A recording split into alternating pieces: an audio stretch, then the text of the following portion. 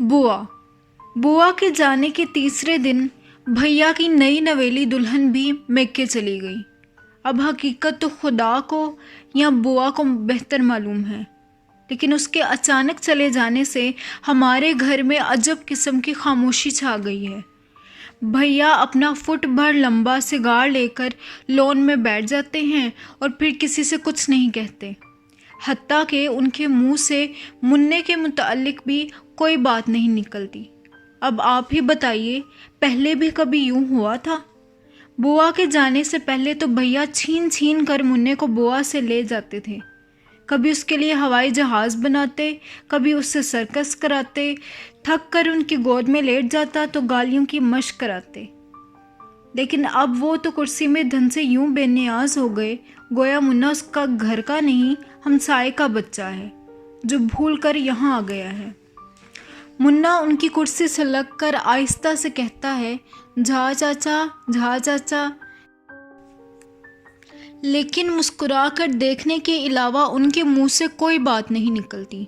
और मैं सोचती हूँ कि आखिर बात क्या है, दुल्हन मैके से आती क्यों नहीं? बुआ को मेहर दिन क्यों नहीं ढूंढ लाता? बुआ थी तो घर आंगन भी सजा हुआ था। कांगड़े के ये मुहाजिर हमारे घर में नौकर थे।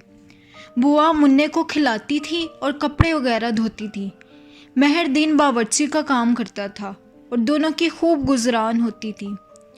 बुआ की बूढ़ी सास, जिसका चेहरा जुड़ियों से अटा हुआ था, सारा दिन नौकरों के क्वार्टरों के सामने नीम के पेड़ तले गुड़गुड़ी पीती और बुआ के काम में कीड़े निकालती थी।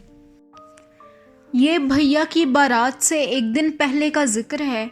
बुआ पिछले आंगन में तार पर धुले हुए कपड़े निचोड़ निचोड़ कर डाल रही थी। मैं मुन्ने के छोटे से सुर्ख पायजामे में अजार बंद डाल रही थी। हर बार जब बुआ कपड़ा निचोड़ती तो मुंह को भी आस्तीन से पोंछ लेती। कुछ देर तो मुझे ख्याल ना आया, फिर मैं उसके करीब चली गई। बुआ रो रही थी। उसकी बड़ी बड़ी शरबती आंखें लाल हो रही थीं और नाक की मोटी सी तीली पर एक झिलमिलाता आंसू फिसल रहा था। मैं करीब पहुंची तो बुआ और भी तंदही से काम में मशगूल हो गई। बुआ, हुआ क्या है आखिर? बीबी जी, अब कबों तक उनकी बातें बर्दाश्त करूं जी? किन की बातें? मैंने पूछा। मेहरदीन और उसकी माँ। आखिर बात क्या है, कुछ बताओ तो सही।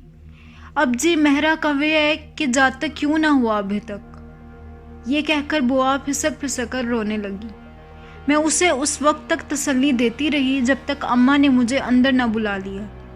बुआ की शादी को 3 साल हो चुके थे, लेकिन रूपवान औरत अभी तक बच्चे को तरस रही थी। मुन्ने को सारा दिन लिए फिरती और मेरा ख्याल है अगर मैं उसे इजाज़त देती तो शायद वो मुन्ने को रात भी अपने साथ ही सुलाती। कुछ तो बुआ की बदनसीबी थी और कुछ मेहरदीन और उसकी माँ ने उसका दिल छलनी कर दिया था। जब कभी वो अकेली बैठी मुझे नज़र आई, उसकी आंखों में हमेशा आंसू होते। बारात की वापसी पर सब थक हार कर सो चुके थे। सिर्फ दूसरी मंजिल में दुल्हा दुल्हन के कमरे में बत्ती रोशन थी। मुझे नींद ना आ रही थी। खुदा जाने क्यों मेरा दिल सरे शाम से घबराया हुआ था। भैया ने दुल्हन को पहली मर्तबा आज ही देखना था और दुल्हन की सूरत वाजबी और रंग गहरा सांवला था। वो बेचारी जब खामोशी से सर झुकाए बैठी थी तो भी लगता था कि जैसे मुस्कुराए जा रही है। नन्हा सा एक दांत निचले लब पर कुछ इस अंदाज से टिका हुआ था कि उसकी सारी संजीदगी को चाटे लिए जाता था। फिर ऊपर वाली मंजिल से कोई भाग कर नीचे उतरा तो मैंने मुन्ने को सोता छोड़कर बरामदे की तरफ जाना मुनासिब समझा। भैया का सांस फूला हुआ था और वो ड्रेसिंग गाउन की डोरियां बांधने में मशगूल थे। मुझे देखते ही बोले, तुम लोगों ने मेरे लिए अच्छा नगीना तलाश कर लिया। मेरा दिल सीने में ज़ोर ज़ोर से उछलने लगा। क्यों, क्या बात हुई? भाभी, कुछ देख तो लिया होता, तुम्हें अपने देवर पर ज़रा भी तरस ना आया? भैया की आंखों में कुछ ऐसे आंसू थे और आवाज़ में ऐसी दुख बड़ी तरफ थी कि मेरा अपना जी दुख गया। लेकिन जो होना था हो चुका था। अब वावेला करने या गिला करने से कुछ हाथ ना आ सकता था।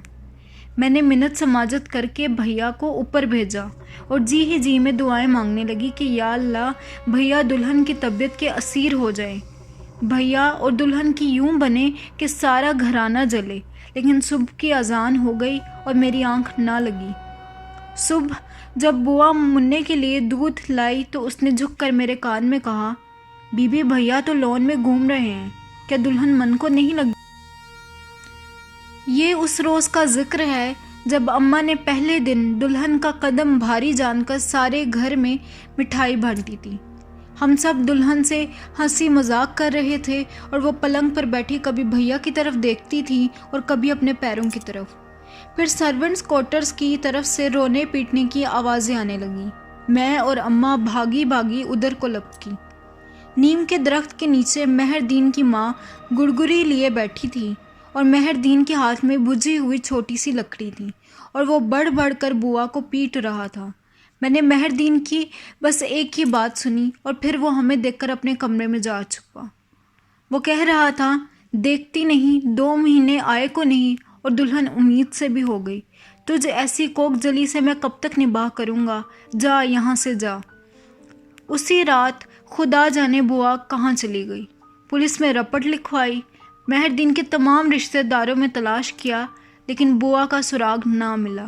اور پھر بوا کے جانے کے تیسرے دن اچانک دلہن بیگم نے ٹانگا منگوایا اور اپنے میکے رخصت ہو گئی۔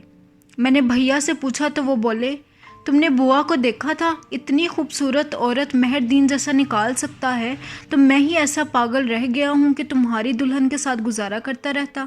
میں نے جھنجھلا کر کہا، بھیا دیکھتے نہیں اللہ نے دلہن پر کیسی رحمت کی ہے؟ بھیا چبا چبا کر بولے، جی ہاں، ایک انہی کو اس رحمت کی ضرورت رہ گئی تھی، پہلے جو ماشاءاللہ بہت خوبصورت تھی اب اور بھی 4 چاند لگ جائیں گے۔ بھیا یہ کفران نعمت ہے، توبہ توبہ ڈرو اس کے قہر سے۔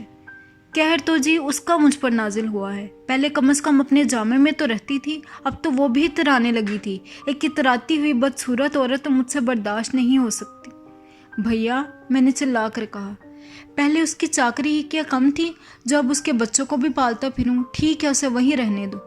میں خاموش ہو گئی۔ مجھے یوں لگا جیسے بوا اور دلہن دونوں ہاتھ پکڑے اور واپس نہ آنے کی قسم کھا کر دھرتی تلے اتر گئی ہوں۔